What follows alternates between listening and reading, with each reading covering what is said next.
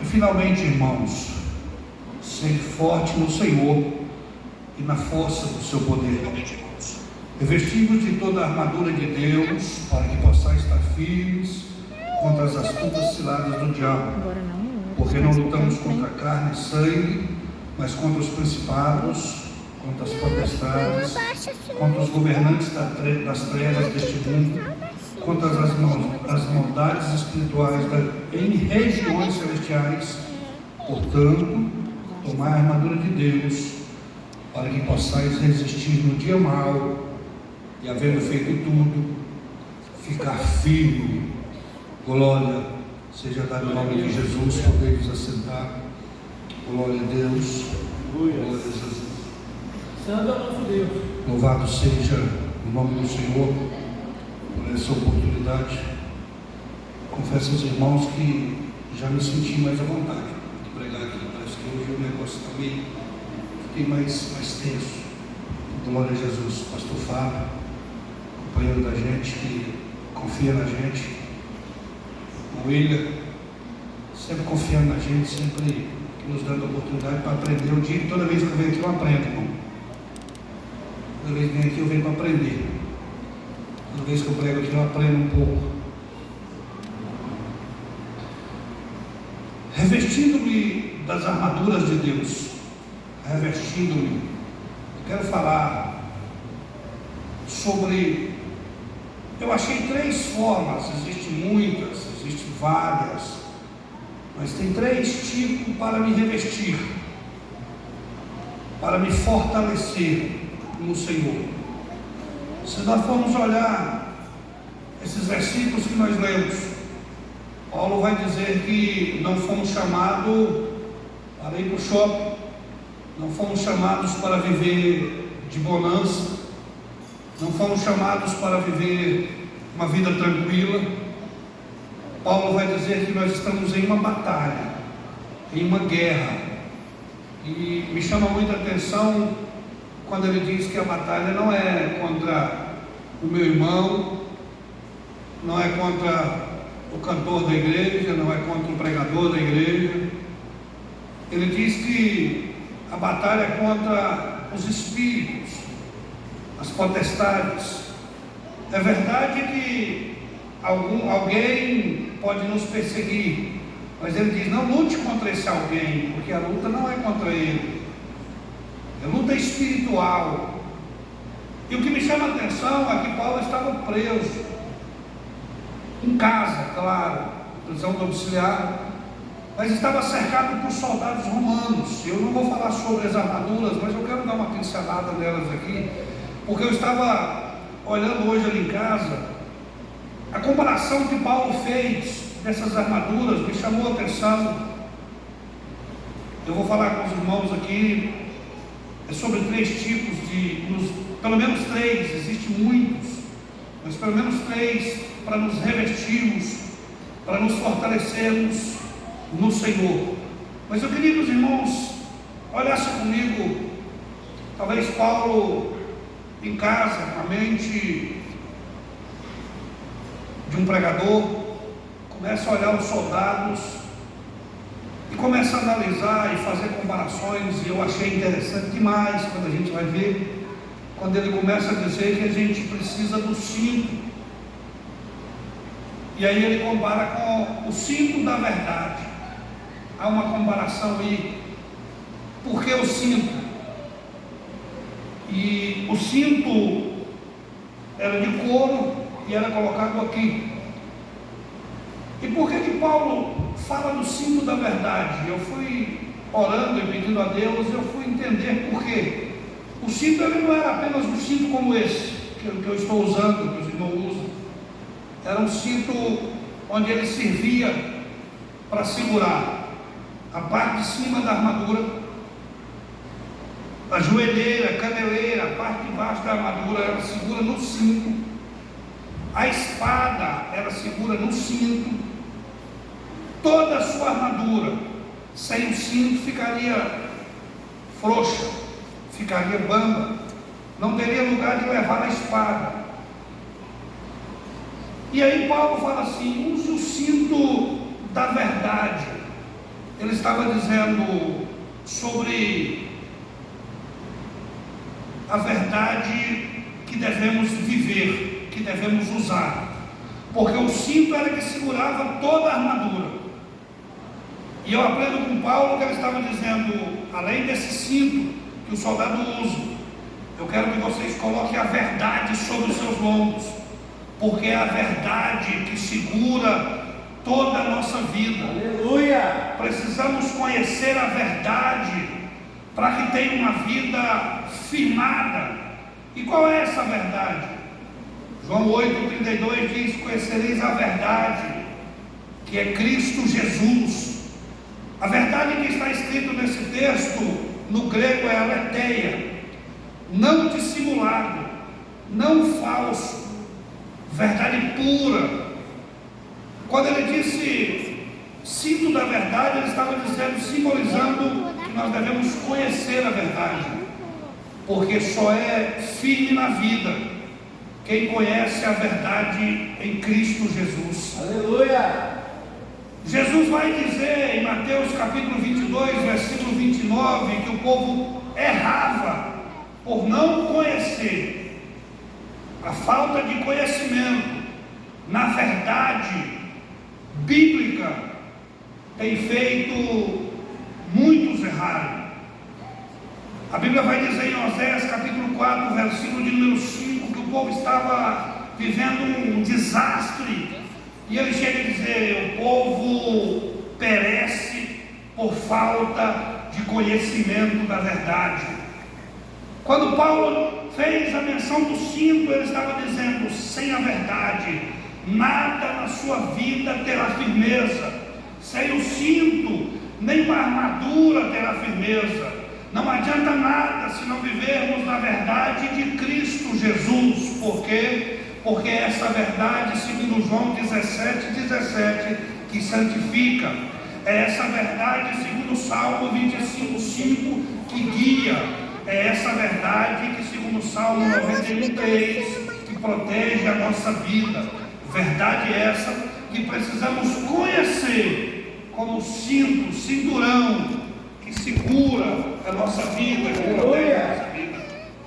Paulo, quando ele estava dizendo, ele vai dizer, continua dizendo, deve usar vista da coraça da justiça. Ele estava dizendo sobre proteção. A coraça servia para proteger o peito e as costas. A coraça da justiça, a justiça aqui quer dizer, biblicamente falando, é a pureza. Quando eu vejo a proteção do peito, eu lembro de Provérbios capítulo 4, versículo 23, que diz assim, há uma coisa que você deve guardar. O que é? O seu coração, porque dele procede as saídas da vida. Viver na justiça é viver em pureza para ser justificado por Cristo Jesus. Viver na justiça é viver de acordo com os princípios bíblicos, é de viver de forma reta e pura. É o que Paulo estava dizendo, não é só uma armadura, irmão. Você viu que nós vemos que a nossa luta é espiritual. Ele não estava dizendo que nós vestimos uma coraça porque a gente ia receber um tiro, não. Ele estava dizendo, espiritualmente falando, proteja o seu coração das impurezas da vida, do mundo, do inferno, e viva com a coraça da justiça, com a pureza de Deus. Assim seremos justificados em Cristo Jesus, porque Cristo nos justificou para nós sermos justos. A justiça, esse justo, irmão, a gente olha coisa grande. Eu conversando com o pastor Nilval esse tempo atrás, é como um trieiro. Eu não vou entrar nesse detalhe, mas é como um trieiro. Você não tropica no trieiro um toco grande, só um toco pequeno que arranca a cabeça do dedo. Justiça, quando fala aqui, irmão, é que mesmo que você faça algo, que esse algo talvez venha te prejudicar, mas se você é justo, você não dá um jeitinho brasileiro para poder sair fora. Ah não, minha energia está cara, eu pago 300, eu vou fazer um gatinho, eu vou pagar 150. Quando diz assim, coraça da justiça, proteja o seu coração. para essas artimanhas do inferno não atrapalhar a sua vida de pureza diante de Deus. Quando ele diz calçados na preparação, eu sempre pensei que era na pregação do Evangelho. É na preparação do Evangelho. Calçados na preparação do Evangelho quer dizer estabilidade para levar o Evangelho. Aleluia. E eu vou dizer algo aqui, às vezes cada um tem um jeito de pensar. Eu me lembro de Paulo em 1 Timóteo capítulo 3, versículo 6, quando ele começa a dizer sobre os obreiros. Ele diz assim: olha, não escolha um principiante, um neófito, para levar a palavra. Por quê? Deus não pode fazer, pode. Deus pode pegar um hoje e amanhã ele já está aí levando a palavra. Mas o que Paulo quer dizer com isso aqui, calçados na preparação do Evangelho, porque os calçados, irmão, era como mais ou menos um quadrado, um tijolo, e os pregos dessa grossura para dar firmeza. O que Paulo está dizendo aqui, que precisa ter estabilidade na vida de fé, para dizer que sair por aí levando o Evangelho. Infelizmente a gente tem visto muita besteira por aí, porque o cara chega hoje, amanhã já quer ensinar, ele não participa de um culto de ensino, não participa de uma escola dominical, e amanhã ele já quer ser doutor. E aí o pastor prega uma palavra aqui, ele já se levanta contra o pastor porque acha que o pastor é um quadrado, porque o negócio não é assim, não. Precisamos ter estabilidade, e as pessoas, eu costumo admirar quem pensa ou quem estuda, quem traz para pregar em público, porque isso aqui, irmão, não é um lugar só de destaque para aparecer. Daqui pode sair uma palavra que te mata, daqui pode sair uma palavra que mata alguém. Então por isso temos que prestar atenção quem sobe em nossos púlpitos para pregar a palavra. Temos visto muitas coisas acontecer em cima do púlpito, porque está faltando essa preparação do Evangelho. Estão querendo hoje ser crente é moda, ser crente, o povo está querendo ser um pregador por causa do bônus, porque tem bônus, os irmãos sabem disso, mas não estão se preparando, é de qualquer jeito, e tem muita gente ferida nas igrejas porque não estão calçando na preparação do Evangelho. Quando Paulo estava dizendo, eu estava dizendo isso, tem que ter firmeza. Porque não adianta, irmão, sai por aí para pregar e o primeiro balançado você já quer brigar, você já quer porque não tem firmeza. Precisamos de gente aqui em cima, que participa da escola dominical, que participa do culto de ensino. Quem não tem tempo para aprender, irmão, ele não pode subir para ensinar, porque sabe tudo. Eu acho que o único que sabe tudo aqui, dentro dessa casa, é o Espírito Santo, é Jesus Cristo. Paulo continua dizendo, e eu quero correr, eu também não vou ser extenso no que quando ele diz do escudo da fé, ele quer dizer sobre entrega, esconderijo, porque o escudo era de 1 metro, oval, e ele era revestido de couro, e as pessoas molhavam o escudo. Se os irmãos for reparar, o versículo 16 vai dizer assim, olha: tomando sobretudo o escudo da fé, com o qual podereis apagar os dardos inflamados do inimigo, do diabo. Por que molhava ele? Revestia de couro e molhava ele, porque eles jogavam flechas, era feito de madeira, e jogavam flechas. A flecha às vezes se punha fogo na ponta, e se fosse sem molhar, queimava o escudo e ele ficava desprotegido. E aí eu acho bonito que ele compara com a fé, o escudo da fé. Você sabe por que você está aqui hoje?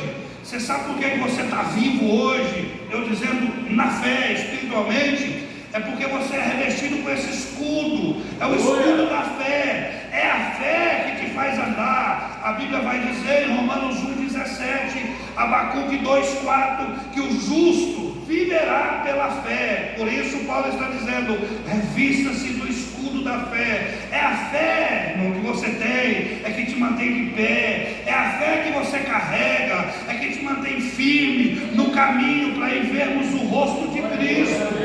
Eu acho bonito que é tão importante essa fé, que Judas no versículo 3 vai dizer, olha, eu emprego a escrever essas palavras para dizer para vocês, batalhe com todas as forças pela fé que uma vez foi entregue a vocês. É por causa dessa fé é que você está vivo, é por causa dessa fé que você hoje veio cultuar a Deus. Glória. Fé que está dizendo aqui, irmão, No grego é pistes, convicção a respeito de Deus. E no hebraico é emuná, confiança pessoal em Deus. Quem tem essa convicção, como Paulo, eu sei quem tem crido, está com o escudo, irmão, da fé. Quem tem confiança, que eu disse aqui uma vez, que mesmo que não veja nada, mas se Deus dizer vai, você pisa no ar, confiança que o seu Deus pode colocar a mão por baixo. É isso que Paulo está dizendo quando coloca a confiança em Deus na frente, coloque a convicção, o conhecimento no seu Deus na sua frente, que você estará protegido. Isso é o escudo da fé. Quando ele disse o capacete da salvação, irmão, eu achei isso interessante, porque a gente vai ler Romanos 12, versículo 8, o versículo 2, quando Paulo diz assim: olha, não vos conformeis com este mundo, mas transformai-vos pela renovação da vossa mente. O capacete serve para proteger a cabeça. E eu olhando e analisando, Paulo estava dizendo sobre proteger a sua mente, renovar a sua mente. A gente vai ver as notícias por aí. Por que o diabo, os irmãos vão ver o que mais ataca hoje através de coisas, de celulares e coisas, são as crianças. Eu vi um estudo uma certa vez, um homem falando, nem crente, que a criança tem uma mente até 6 anos branca. Quando ela nasce é branca, começa aparente. Tudo que você vai falando, vai mostrando, vai escrevendo. Primeira coisa que ela ouviu, outras palavras, outras coisas que vêm por cima, pode tampar, mas não apaga. Por que você acha que o diabo tem atacado tanto as crianças? Por causa da mente, irmão, porque as crianças é a igreja da manhã.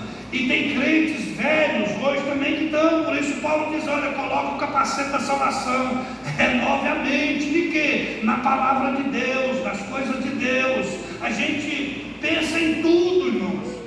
Mas quantos de nós aqui que sabem de cor, um versículo de cor, para na hora que vem, o senhor falava assim: o passarinho pode até fazer cocô na sua cabeça, mas ele não pode fazer ninho.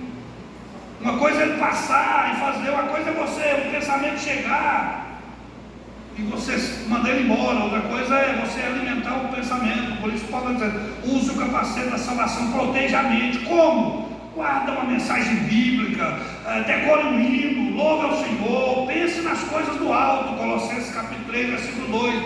Pense nas coisas do alto, para quando a sua mente começar a desbaratinar para o outro lado, você se lembrar do rosto de Cristo, que você vai ver. Aleluia! Um dia, louvado seja o nome de Jesus. Glória! Aí Paulo diz da espada do Espírito. Ô irmão, 2 Timóteo capítulo 2, versículo 15, fala assim: convém apresentar-nos aprovados como obreiro, e que saibamos manejar bem essa espada, irmão. Quantos de nós que maneja qualquer coisa, mas essa espada aqui? Por quê, irmão? Jesus venceu o diabo, foi com a espada, foi com a palavra. Ele não brigou, ele não mandou ele correr, ele venceu com a espada. Vai ter hora, irmão, que você vai ter que dar uma espadada. O negócio vem, você vai ter que usar a espada. Mas e aí? Se você nunca pegou essa espada, nunca pegar essa espada, não vai conseguir vencer. Eu achei lindo demais quando Paulo estava dizendo isso, porque é uma guerra, irmão. Mas como nós vamos nos revestir, irmão? Como nós vamos nos fortalecer em Cristo? Se os irmãos for ver que o versículo 10 fala assim: finalmente, irmãos, sede fortes na força do Senhor. Versículo de número 13 diz assim: para que possamos resistir no dia mau. Precisamos nos fortalecer no Senhor. E eu lembro disso, irmão. Quem já teve dias maus como Davi? Eu acho que eu falei isso aqui uma vez. Salmo de número 63 me chama muita atenção. E há ali 3 coisas que precisamos fazer para que nós possamos ser revestidos. Se os irmãos quiserem ler Salmo de número 63, eu gosto de que os irmãos sejam como os bereanos, se possível. Aleluia! Davi estava fugindo. Ele escreveu o Salmo 57, 34, 23, 27, o 3, o 63 e o 42, fugindo de Saul e de Absalão. 63 e 42, ele estava fugindo. Eu lembro-me que numa dessas fugas ele fugiu para os filisteus. E um dia os filisteus foram enfrentar, em 1 Samuel capítulo 30, foram enfrentar Israel, e Davi, eu estou nos filisteus. O povo não deixou, e Davi volta, manda Davi voltar, e ele volta para Ziclag, que era a sua cidade. Quando chega em Ziclag, lá perto, eles já viram a fumaça. O negócio ali está diferente, o negócio ali está complicado. Quando vê, colocaram fogo na cidade deles, levaram as mulheres, os filhos, levaram tudo. A Bíblia vai dizer no versículo de número 6, capítulo 30 de 1 Samuel, que o povo queria, os companheiros queriam apedrejar Davi, que por causa de Davi, eles tinham ido para a guerra, e agora estava sem família. Davi não se desesperou, Davi não correu, Davi não chorou. A Bíblia vai dizer no finalzinho que Davi se fortaleceu no Senhor. E se os irmãos for ver a história, ele foi buscar em Deus, foi lá atrás do povo, matou os inimigos, trouxe as mulheres, os filhos, e ainda trouxe despojo de lá, porque se fortaleceu no Senhor. Tudo indicava contra ele, até os companheiros próximos estavam contra ele, mas a Bíblia vai dizer, e Davi se fortaleceu no Senhor. Aleluia! E me chama a atenção, irmão, é tão simples isso aqui, todo mundo sabe isso aqui. Salmo de número 63, versículo 1 e 2, nessa carreira que ele estava, nessa corrida que ele estava, nesse correndo de Saul para cá e correndo de Saul para lá, já ungido como rei. No versículo 1 do Salmo de número 63, no versículo 2, ele diz: Deus, tu és o meu Deus, cedo eu te busco, porque a minha alma tem sede de ti, a minha carne anseia por ti, em uma terra seca e sedenta não tem água. Eu te busco para ver o teu poder e a tua glória. Para nós revestirmos e nos fortalecermos no Senhor, precisamos oração, irmão. Precisamos de orar, precisamos até ser um pouco saudosista, precisamos voltar ao tempo em que a igreja andava de joelhos. Glória! Em que a igreja, os irmãos, e não estou criticando, irmão, no tempo que os irmãos carregavam um lenço para a igreja, porque na oração você já saía de casa com a presença de Deus e tinha que trazer um lenço para não limpar os olhos assim na roupa, para não ficar manchado. Por quê? Porque andava de joelho. E o que é uma oração? Uma oração é a aproximação do homem com Deus, não é só petição. O negócio é que nós achamos que oração é pedir, pedir, pedir, e o judaísmo vai dizer, é uma leitura que diz assim, Avodah Shebalev, no judaísmo, é o sentimento do coração. Oração não é eu escrever uma oração e recitar um Pai Nosso, não estou dizendo que seja errado, não é algo decorado. A oração é quando você chega para o seu amigo e abre o coração para ele, e quando você se conecta com ele, é como no sacrifício. Os irmãos vão ver que tem um sacrifício que a pessoa coloca as bandas do carneiro, coloca a mão lá, que significa transferência. A oração é isso. Você está orando, você está transferindo a sua fraqueza, dizendo: Deus, eu não posso, eu não sei, eu não dou conta, as coisas estão difíceis, eu vou ser derrotado, mas Deus está transferindo de lá para cá a força para você caminhar, o revestimento, a armadura que você precisa. Oração, irmão, precisamos mais de oração. Qual é a vantagem da oração? Eu pus aqui algumas coisas, pouca coisa. A oração é para expressar a confiança que você tem em Deus. Se você fala, se você ora, você está expressando que confia nele. Oração é para promover o crescimento espiritual. Oração é para nós entendermos o propósito de Deus para a nossa vida. É através da oração, irmão. É da oração que você conhece. A oração, eu costumo dizer que é uma ligação direta com o trono de Deus. Há um dizer de alguns aí que diz que a oração é a manivela, é a engrenagem que toca essa máquina chamada igreja. Aleluia! Chamada oração. Oh, glória! Precisamos voltar a orar, e Davi nos ensina quantas vitórias, quantas lutas Davi teve. Eu, quem sabe, no lugar dele eu tinha desistido, mas Deus passa essa unção da outra, o negócio está pesado, mas ele, quando o trem arrochava, ele ia para a oração, aonde ele estivesse, ele lembrava de buscar ao Senhor. Eu lembro quando no Salmo 121 vai dizer que Saul estava cercando os montes, Davi estava no vale. E Saul cercou, ele olhou para todo mundo e ele não correu, ele disse: Senhor, de onde me virá o socorro? Quando de repente alguém chega e Saul e fala: Saul, a cidade foi atacada, nós precisamos voltar para poder acudir a cidade, senão vai morrer todo mundo.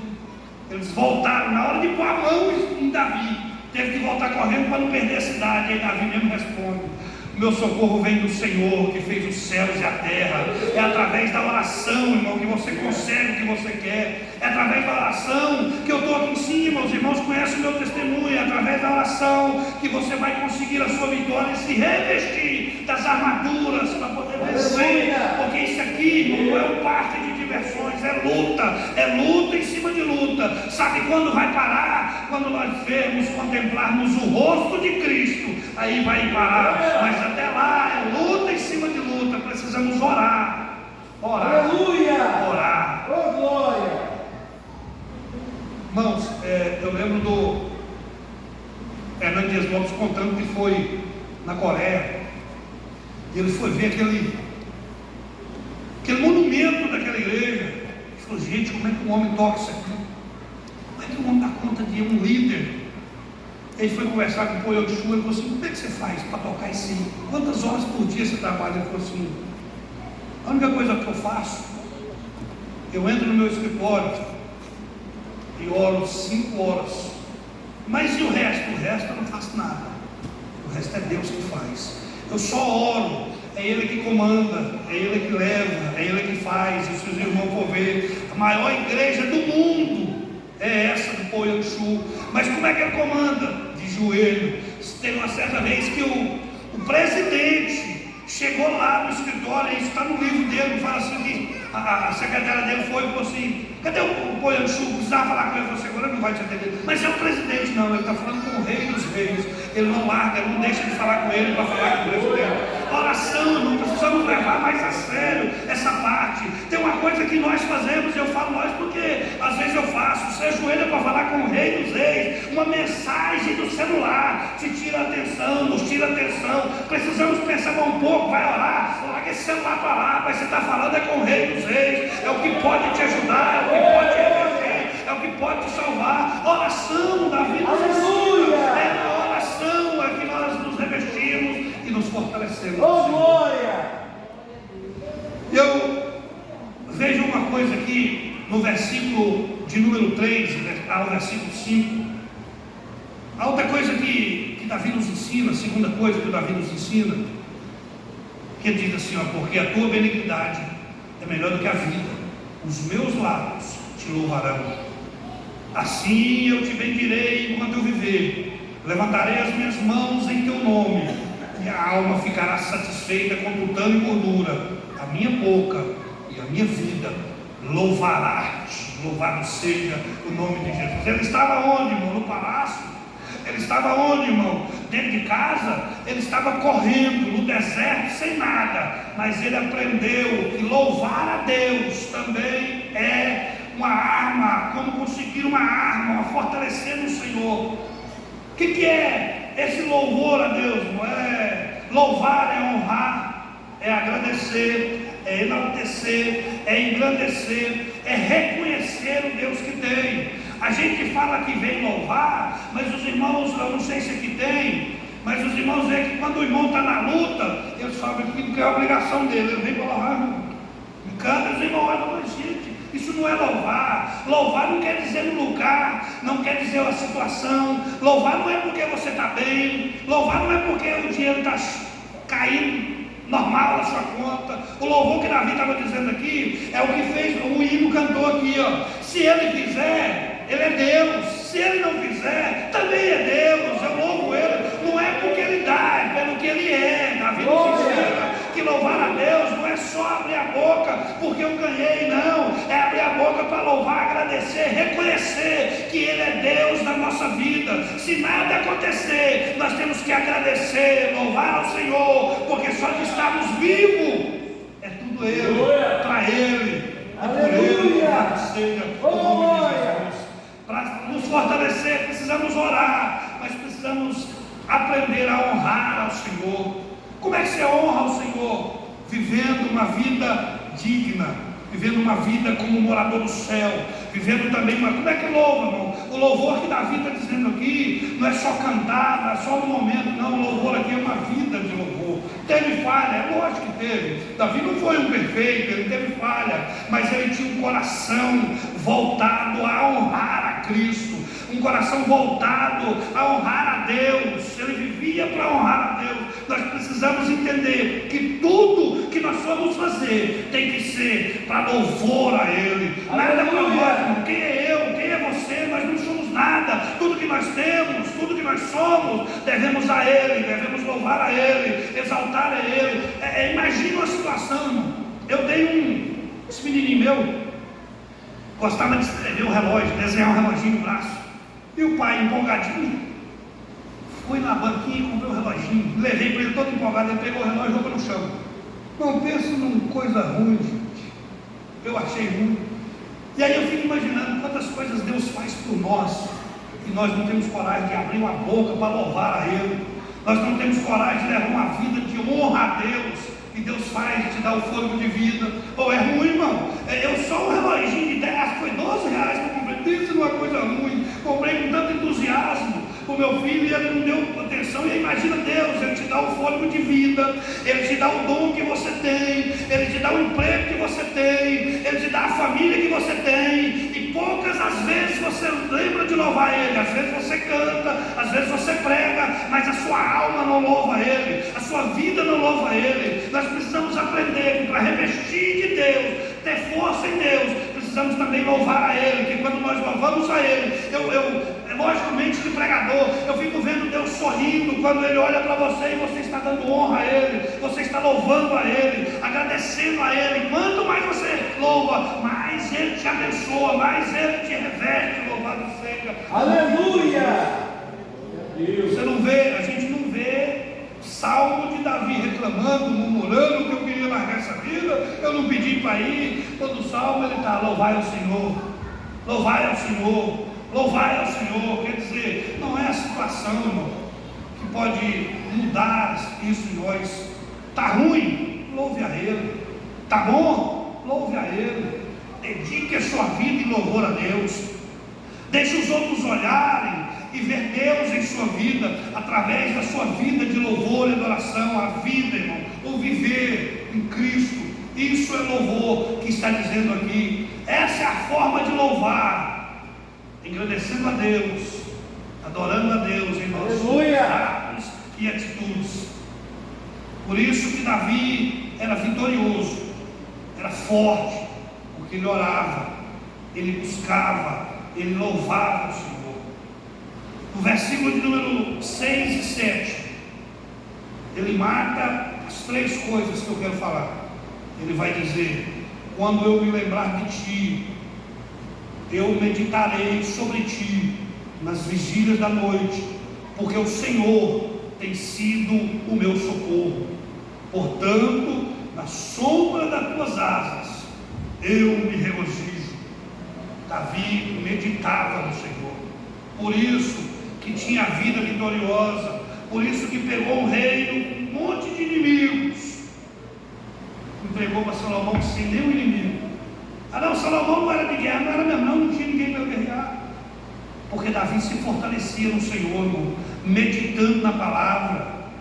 Meditar na palavra segundo a Bíblia não é apenas ler, é ler e ouvir o Espírito falar enquanto você lê. Biblicamente falando, meditar não é eu ler e ficar assim. Meditar é eu ler e abrir o ouvido enquanto o Espírito Santo fala com você enquanto você lê.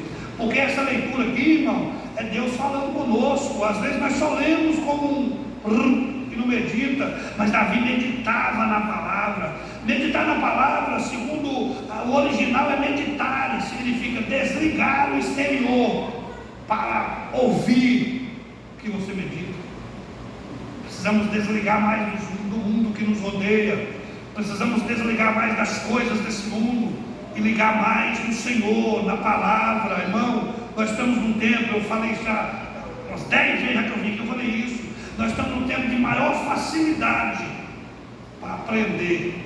A internet está aí para ensinar tudo. E é o tempo de mais analfabeto bíblico. É o tempo de mais analfabeto bíblico que nós temos. Qualquer balançado, falar bonitinho já carrega a multidão. Qualquer batida no pé, uma sacudida carrega a multidão. Porque nós não estamos meditando na palavra. Ah não, mas o tempo está corrido. Mas o tempo no celular não cabe. Toda semana, semanal, eu estou lutando com isso. Essa semana eu perdi 1h30. Quer dizer, foi menos do que a semana passada, 1h30. Glória a Deus. Nós temos perdido tempo com tudo, mas na hora de tirar tempo para meditar, a gente dorme, a gente não tem tempo, e aí a gente tem coragem de dizer: eu conheço o Senhor. Conhece não, irmão, porque só se conhece a Cristo através da sua palavra, só se conhece a Cristo através do seu livro que Ele deixou. A gente lê tudo, a gente medita em tudo, a gente sabe o preço do dólar, a gente sabe o preço da roupa de boi. Não é errado, não estou dizendo que seja, mas aí vai perguntar qual é o versículo que fala em Provérbios. Não sei. O que foi pregado? Onde é que o pregador leu? Qual a mensagem, a leitura que o pastor fez? Rapaz, não estava prestando atenção, porque nós temos posto mais atenção nas coisas exterior. E meditar aqui quer dizer: desliga, irmão, pelo menos um pouco do seu dia, do exterior, e liga na palavra, e medita nas coisas de Deus. Porque, irmão, você vai morar no céu. Se você quer ir para um lugar, se aqui você não gasta nem 1 minuto de tempo, você acha que vai descabelar, você acha que vai descabelar? Precisamos meditar. Então precisamos dessas 3 coisas, irmão. Tem jejum, tem vigilância, mas essas 3 coisas que me chamam a atenção é oração, louvar a Deus com a vida, viver uma vida de louvor que honra a Deus, e meditar na sua palavra, comer a palavra, viver a palavra, andar na palavra. Nós precisamos disso para ser revestido. Quem tem isso na vida não tem flecha que derruba, não tem seta que voa de dia que vai derrubar, nem que voa de noite, porque está protegido com as armaduras. Mas precisamos, aqui diz assim, o tema é revestindo-me. Para revestir-me, preciso chegar mais perto de Deus, através do louvor, da oração e da meditação da sua palavra. Aleluia! Precisamos disso. Oh, glória! Precisamos, irmão. É bom você ir num culto, é bom você vir num culto que um negócio, mas é bom você vir num culto de ensino que o pastor está ensinando, que Deus passou para ele uma palavra. É bom você vir num culto onde o mover a pessoa cai e chora, mas é bom vir na escola dominical para meditar na palavra de Deus. É bom, irmão. É na escola, a maior escola do mundo é a escola dominical, e a maioria dos crentes não vem e diz: eu conheço a Deus. Conhece? Não, irmão. Você ouviu falar dele. A gente só conhece a Deus lendo dele. Uma mulher, eu não sei se eu posso dizer que esse é um exemplo para nós, irmão. Um casal, crente, dizimista, vinha com tudo. Quando não tinha porteiro, ia para a portaria. Quando não tinha ninguém para tirar oferta, levantava e tirava. Sentia uma dor aqui. Aquela dor incomodou, ele foi no médico. E chegou no médico, ele falou: é câncer. Não, vamos tratar, porque nós temos dinheiro, e não tem mais jeito não. 20 dias, usaram todos os recursos que o dinheiro podia dar. 20 dias é o prazo de vida que eu tenho. Ele vai ficar internado. Aí o médico falou para a mulher: se você quiser levar ele para casa, ele pode morrer amanhã. Todo jeito ele vai morrer. Mas aqui no hospital você pode ir 20 dias ver ele. Você que sabe. Não, deixa ele ir. E aí ia embora para casa. Quando chegava em casa, ela falou para a filha: minha filha, mamãe agora vai entrar para o quarto. Ninguém me incomode. Ela entrou para o quarto e começava a orar e dizer: Senhor, eu te conheço. Oh Senhor, eu sou tua serva, eu te conheço. E aí alguém bateu na porta da casa, a filha foi abrir e chamou a mamãe: mamãe, tem um mendigo lá fora. Quando chegou lá fora, a mãe já viu o mendigo: eu quero beber, quero comer, quero vestir. Ela bateu na porta da casa: você respeita minha dor, vai embora. E aí ela continuou a oração, e todos os dias, quando ela ia orar, dizia: Senhor, eu te conheço. Senhor, eu te conheço. E o mendigo batia, ela saía lá e xingava e brigava, mandava o mendigo embora. No domingo, um dia antes, na segunda-feira era o prazo determinado para morrer. No domingo ela vai para a escola dominical, o pastor manda buscar. Quando ela já chega quebrantada, já ajoelha aqui na frente e chora. Eu te conheço, Senhor. Levanta uma mulherzinha, uma irmãzinha do cocô lá para cá e vem marchando, coloca a mão na cabeça dela e fala assim: tu disse que me conhece? Essa semana eu estive na sua casa todos os dias. O pastor repreendeu a irmãzinha do cocô, falou: não, sai para lá. A irmã levantou e falou assim: peraí, pastor, eu sei o que Deus está falando comigo, pode deixar, pastor, não briga com ela não, é Deus que está falando. Ela saiu da escola dominical, ela já mudou a oração, ela entrou no quarto e falou assim: minha filha, mamãe vai orar, se bater na porta, você me chama. Ela já entrou e disse: Senhor, eu pensava que te conhecia, por favor, Senhor, me ajuda, eu preciso da sua ajuda lá com meu esposo, meu marido está doente, eu achava que te conhecia. Quando é fé? E ela já desceu doida, ela escutou lá de baixo, já desceu doida da escada. Quando ela abriu a porta, que ela não queria falar assim: eu quero, ela falou: sei, você quer comer, você quer beber, você quer vestir, entra para dentro, aqui tem. Já levou, pegou a filha e falou: vai, dá um banho nele lá, pega a roupa do seu pai e dá para ele vestir. Arrumou ele, ajeitou ele, fez uma janta, aquela janta.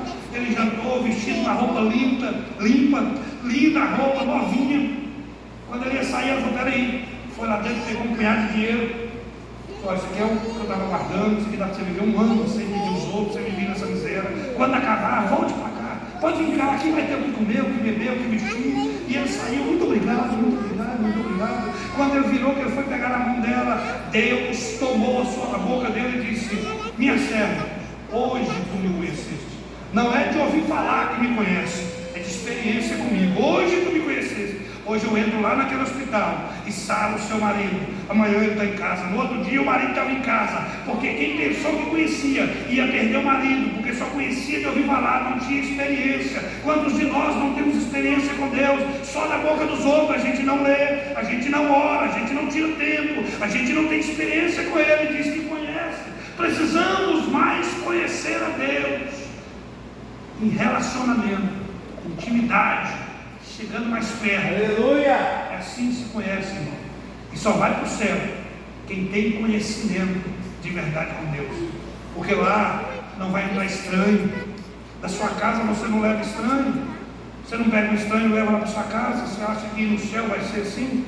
Precisamos conhecer mais a Cristo. Aleluia! Com Davi, eu aprendo pelo menos 3 coisas: orar, louvar em vida, louvar a vida e meditar na sua palavra.